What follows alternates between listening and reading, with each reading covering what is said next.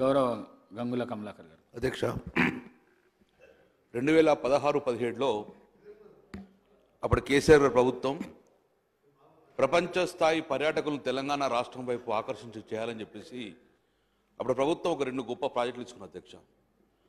ఒకటి Musi river front, ఒకటి మానే రివర్ ఫ్రంట్. ఈ 2 ప్రాజెక్టు టేకప్ ఇచ్చిన అధ్యక్ష. దాంట్లో భాగంగా సౌత్ ఇండియాలో ప్రప్రథంగా ఒక కేబుల్ బ్రిడ్జ్ ఆల్రెడీ ఈ మానే రివర్ ఫ్రంట్లో భాగంగా స్టార్ట్ చేసిన అధ్యక్ష.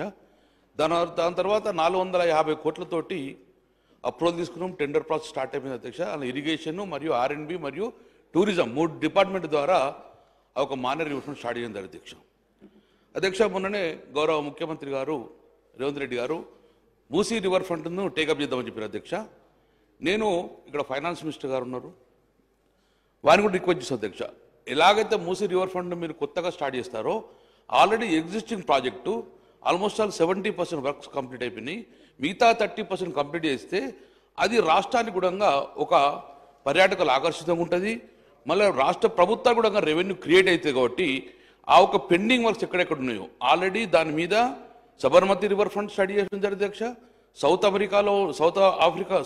కొరియాలో ఉన్న యోసో కూడా వేయడం జరిగింది అధ్యక్ష.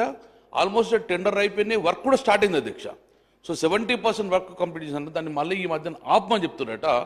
సో మనకు దాన్ని కంప్లీట్ చేస్తే అది అసెట్ అవుతుంది, తెలంగాణ రాష్ట్ర ప్రభుత్వానికి అసెట్ అవుతుంది.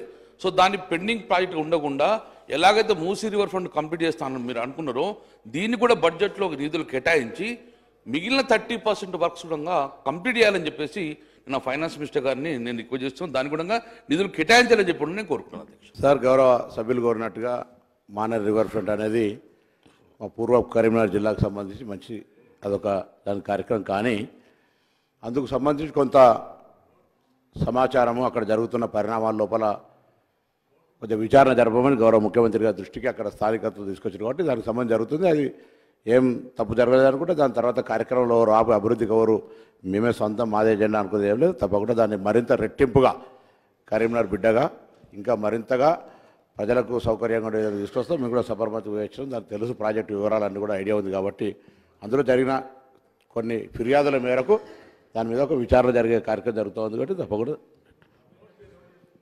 సభ్యుడు చెప్పింది కూడా నోట్ చేసుకొని తప్పకుండా we are concern, very much concern. Then